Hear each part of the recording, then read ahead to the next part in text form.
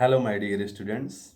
This is Dr.Keshari Shukla, and today in this video, I am going to discuss one of the greatest poem by W.B. Yeats. You know that W.B. Yeats is a great modern poet, and he belongs to Ireland. That's why he is called an Irish poet. Students, he is also called the last romantic, and also he is a great symbolist, especially the employment of excellent symbols. And one thing is remarkable about his symbol is this, that his range of employment of symbols is very large and lengthy. You will watch French symbols, you will watch Italian symbols, you will watch Greek symbols, and also you will watch Indian symbols, the symbols from Vedas and Upanishads, what generally Indian writer used to employ. So all those kinds of symbols W.B. Yeats has employed in his poems. Students, here we are today to discuss one of his greatest poem, which is Second Coming. Students, I think you all have just studied this poem, but today again I am going to just make your knowledge renew. I am just going to teach you the poem The Second Coming. Students, this poem was actually written in 1919. All those facts, what we are just telling you about this poem, you must note down. This will be very important for your academic examination, what you are going to face, and also this will be beneficial for your coming competitive examination where you are going to appear, students. Yes. So, Second Coming was written in 1919, and it was first time published in 1920, and it was published in an American magazine. The name of this magazine was The Dial. The Dial. Dial. The Dial. It was an American magazine in which this poem was first published. And students, now the question comes ki what was the inspiration behind this poem? How W.B. Yeats decided to just compose this an excellent creation, excellent piece of poem? What was the reason behind how he was inspired? The students, actually, the uprising of 1916 Easter uprising was the major source. As you know, that it was a movement when a lot of bloodshed just was shown on the ground of Ireland, when the patriotic men of Ireland were just struggling against the Britishers to make them free from their clutches.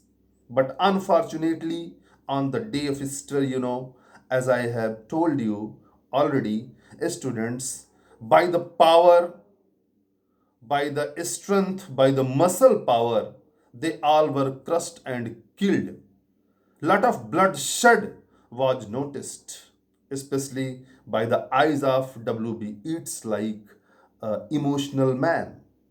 Students, when he had seen this, his soul was just trembled. You know, that his heart was just moved by this. It was unbearable for a man, emotional man like W.B. Yeats. So, lot of bloodshed, lot of murders, killings, and brutal kind of behavior what was shown in this, especially as you know in 19 Easter 1916, as he has already described in this poem. The students, this event this special event in the way of the freedom struggle of Ireland had just inspired W.B. Yeats to write this poem, Second Coming. Students, the second important thing what has inspired W.B. Yeats to write Second Coming like great poem, it was the Civil War which was there taking place in 1919 in Ireland. Yes, students, it was a war where the brigades of black and tans were employed to just crush by the power to the patriotic men of Ireland, by the power, by the muscle power, by the power of weapons. The brigades of blacks and tons just crushed and suppressed the movement of freedom there, which was just just done by the patriotic men of that country. Students, and in this civil war, in this war, what about I have told you, it was a civil war of Ireland. Students, so many women were just dishonored, girls were dishonored, babies were just killed, and on the roads the dead bodies were there. And again, it was too much for it was unbearable, rather we can say, for W.B. Yeats, like a man of emotion. He could not bear it. And he was so much tortured by this kind of act, what he had seen in this civil war, and already in Easter 1916's prize students, he was compelled to write about the second coming. Now, students, I want to just add here that if you are the religious Indian, you have heard a very famous sloka from Gita, and somewhere the inspiration of this sloka is also behind W.B. Yeats, because he was very much fond of Indian philosophy of Vedas and Upanishads. Also, he was very much inspired by Purohit Swami when he was just there in India, when he was just very much depressed by the betrayal, you can say, by Mordgon. When Mordgon just betrayed him, so he was very much depressed, and he has visited India, and he just got spiritual inspiration from Purohit Swami. So somewhere it may be the inspiration of Purohit Swami, also Indian philosophy Vedas, and in Indian philosophy it is said, it is believed that yada yada hi dharmasya ग्लानिर्भवतु Bharat परित्राणाय साधूनाम विनाशाय च दुष्कृताम धर्म संस्थापनार्थाय संभवामि युगे युगे. Means this is the belief. It may be that the clear pronunciation and complete text of that sloka was not just recited by me, but the overall thought what I want to just put before you, that when so much disturbance take place on this earth, when anarchy exploitation is on its zenith height, on the highest, when it is too much, and when this earth becomes unbearable, means when earth just not in position to just bear the burden of sin, anarchy, exploitation, corruption. So at that time, God says that for the well being of good men and to demolish the devilish ones, this is I who take incarnation in this world to just re-establish the foundation of dharma, the religion. Students, somewhere its impact is there in this poem. Students, with this, I want to just start this poem. You can just open your copies now, students. Yes, students, if you have copies for the text or you have textbook, you can just open your book to study this poem, as this poem starts. uh, Actually, this poem has two parts. 22 lines are there. First 10 lines are a bit pessimistic in approach, means W.B. Yeats quite pessimistic, and he just revealing the disturbance of this generation, especially in England, what kind of materialistic approach, and also what kind of the corruption, the anarchy and exploitation he has seen. He was quite hopeless and melancholic in his approach, very vexed, you can, very anxious about the happenings of England in the first 10 lines, and remaining 12 lines he is optimistic, and he is just believing that everything is going to be changed now, and this is time to the incarnation of Jesus Christ. He will just take birth once again in this world to just reestablish the original identity of this earth. The students, we are going to just start the poem. The first line: turning and turning in the widening gyre. Students, turning and turning in the widening gyre. Here, the word gyre is there. Gyre means a kind of spring, which is just very much opened while it is going upward, and its base is on a single point. You can say that this is the single point, and when just it starts approaching up, it starts just getting its wide place. This is gyre. So here, students, this poem is full of images, full of symbols. So from the first line, W.B. Yeats has used the symbol here, that gyre is actually the symbol of this generation, and it's a basic point where it is just there from its base. The students, actually, this gyre is our human generation, which is in the impression of modernity, corruption, exploitation, and its major reason is this: कि it has just lost its original basics. While it is going upward, it is forgetting where its foundation is there, and this is the foundation of culture and civilization.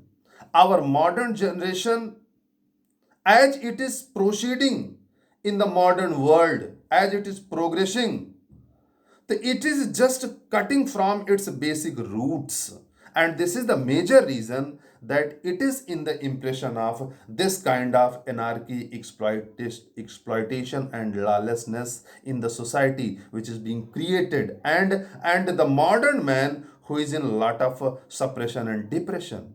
Its major reason is this, कि it is just the gyre as this is symbolized here. The students, this gyre from where it has started, actually, students, you can just get the example well to understand it in this way. You can just get it. I'm just giving you.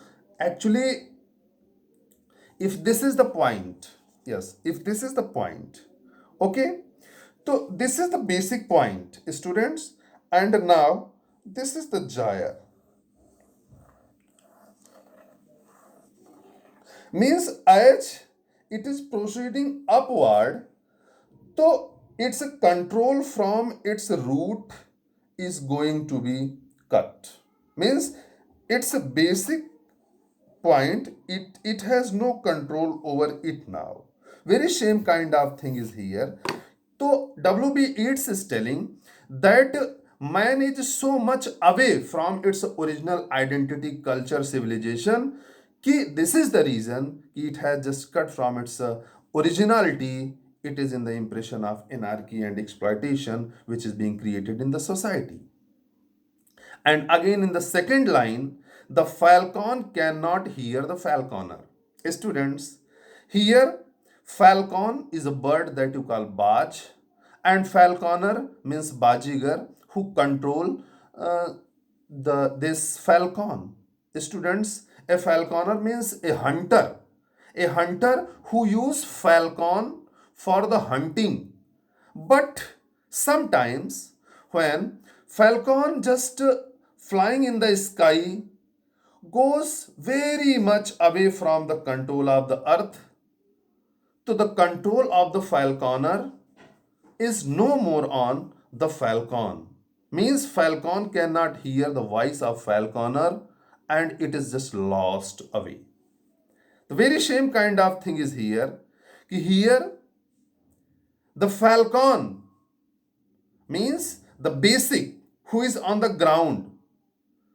So it has just lost control from the falcon. And this falcon is the symbol of this modern generation. Means on modern generation, it is so much scattered that there is no control on it of civilization and culture and custom. What the original basics is there, it has just lost. And its major reason is this कि they have not believing what their original identities was, the cultural and moral values, what the social values, what the cultural values are there in the basics on the in the foundation where they are standing. And this is the reason this foundation is becoming weak and they are just trembling on that ground. Student, means very much pessimistic here, very much melancholic here, very much tense. In tension, W.B. Yeats is there about this modern generation. That's why you can just compare this poem by the wasteland, what T.S. Eliot has written. He's also about this about same concern that the condition of this world is not good today, everything is going to be ruined. That's why he has used for this world, for this earth as wasteland. Means there is no cultivation, there is no fruit of moralities being shown here. It is totally barren land. There is no moral fruits are there, moral saplings are there. The cultural saplings is no more. That is totally dried atmosphere. The very same way, he is also very much hopeless about this modern generation. Students, what kind of, actually I have already told you what was the reason behind his saying.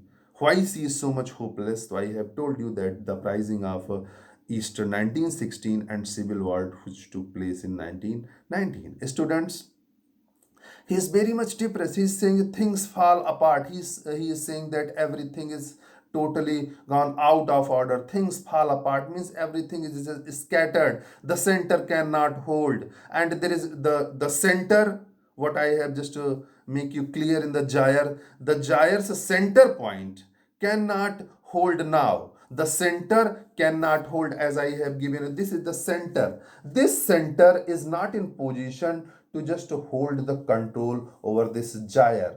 Means the center, the basic point, the foundation is not in position to just control this generation. So much too far it has just gone out, as falconer has just gone out from the touch, from the control of falconer. The very much suppressed and depressed W.B. Yeats is here. He is saying that the things fall apart, everything is scattered, and the center cannot hold it, and center cannot hold by its foundation. Mere anarchy is loosed upon the world. He is saying that this world is the place of anarchy and exploitation. Everywhere the anarchy is loose, means everywhere he is watching only bloodshed, anarchy and exploitation. And he is telling again that blood dimmed tide is loose. He is saying that everywhere we are watching only bloodsheds, only struggle, only war like atmosphere. Man is thirsty of the blood. One man want to just kill another for his personal satisfaction to get over. Student, the blood dimmed tide is loosed, and everywhere the ceremony of innocence is drawn, and he is saying that there is no place for innocent men. The men of tactics is just winning the game here, and men of innocence has no place in this world. They are struggling, they are struggling on the ground. Honest and innocent men are nowhere happy. Only the men of treacherous characters are just winning the race. And he is still telling that the the best like all convictions, and there is no certitude, conviction, astha, that means belief is no more, the hope is no more, the conviction is no more. Everybody is hopeless now. There is no conviction, there is no certitude now, there is no hope is now in this world. Everything is just gone out of order, while while the worst are full of passionate intensity. He is saying again that the men who are worst, who are corrupt, they are passionately intense, they are powerful, they have passionate intensity, they are in zeal, they are in courage. And the men best lack all conviction, means who are the best, they are lacking their confidence now. So much corruption, exploitation, and anarchy is just there, students. And now again, W.B. Yeats is now just telling you, as I have told you, Dharma Sansthapanarthaya Sambhavami Yuge Yuge. He is telling surely some revelation is at hand. He is just smelling some revelation, some extraordinary, some adventurous. He is just smelling that something extraordinary is going to happen now, because it is too much. And now God can just come in. Surely the second coming is at hand. He is saying that second coming of Jesus Christ is now expected. He is just coming, means second coming, next time Jesus Christ is going to come on this earth for the well-being of human being, as he has just came 2000 year ago for the well-being of generation, when hierarchy and exploitation was too much in the society. Though at that time he came first for the well-being, to just re-establish the foundation of dharma in this world. So that's in the same way again, his revelation, his coming is expected. He's just coming. The second coming, yes, with the exclamation mark. Something, a kind of doubt is also there in the mind of W.B. Yeats when he had just put the exclamation mark. Yes, means second coming is expected to come. He is just coming. The second coming. Hardly are those words out. He is telling that these kinds of words has not come before. I am just saying, I am telling you that second coming is just going to take place when vast image out of spiritual mundis. He's telling that a vast image I am just watching. A kind of image is created in the mind of W.B. Yeats, that he is watching an image of spirituous mandi. Here, student, spirituous mandis means actually in Egypt. So many scriptures are there, so many statues are there, which are there, which head is of lion and body is of man. Just like we can just take the image from Egypt also, and also from India, as you know that Narsingh Bhagwan, half body of lion and half of a man. The very same way he is saying that I am watching some image of spirituous mundi. This spirituous mundi is used for that special kind of creature which is coming in the form of second coming Jesus Christ. He is telling, when a vast image out of spirituous mandi trouble my sight. He is saying that although I am just watching this image, but it is troublesome, very dangerous kind of species. This is very special kind of this creature is there, what I am just watching somewhere in sands of desert. He is saying that in the desert we are watching, means in the sands of desert, he just coming, the second coming, with this special kind of body. He just approaching in the sand, in the desert, somewhere in the sand of desert. And this sand of desert is this world, what I have told you, just compared with T.S. Eliot's wasteland. This world is totally wasteland, and here in this wasteland we are watching the image of this half man and half lion body. Somewhere in sand of the desert is shaped with lion body and the head of man, as I have told you. An image is approaching towards us, and half The body of this special creature is of lion, and head of this creature is of man. You can say that he is coming by the face. He will first of all make all the men convince. When the man will not convince, he will just keep on their corruption, anarchy, and exploitation. Then he will use its body to just make them crushed, to make them kill, to make them just rough.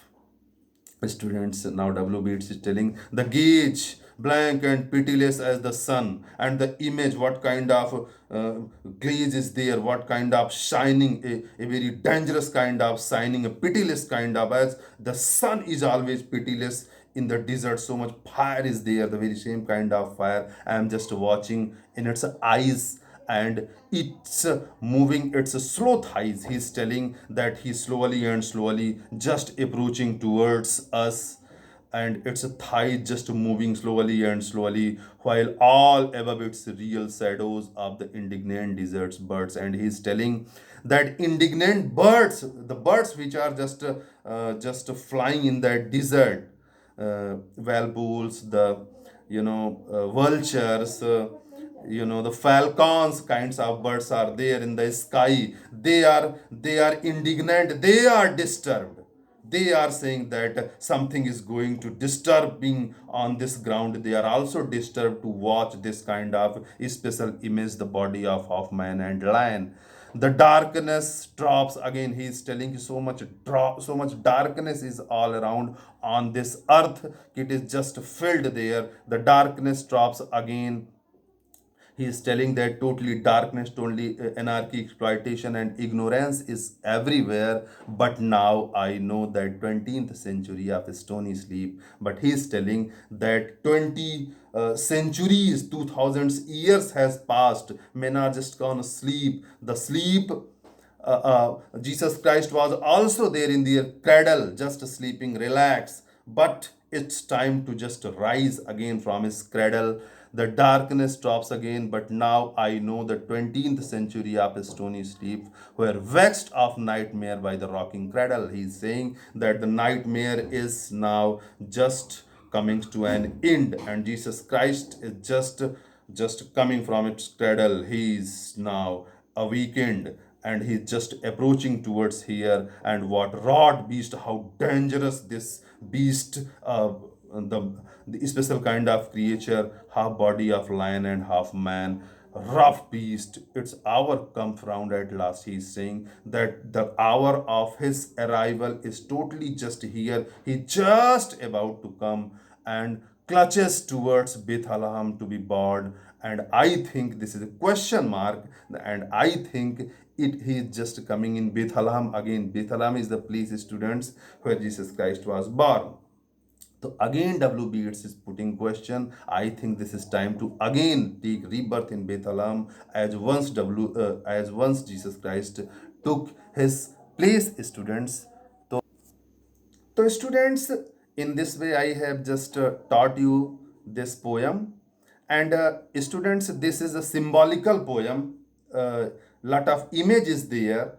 So, three symbols I want to just tell you. The sandy desert, very important. This sandy desert is used for this generation, this world where anarchy, exploitation is there. Only sands, just like deserted place is there, where the morality and human values is no more. The plants of human values is no more, just like only a desert is there. So this word is just like the wasteland. This sandy desert is symbolizing that. And the second important is beast, just beast figure. This beast figure is the figure of this beast figure is Jesus Christ's figure, which will just come again in this world second time, with it's in different posture, different kind of approach. He will come this time. He will not only convince, but he will also be ready to just crush men by the power.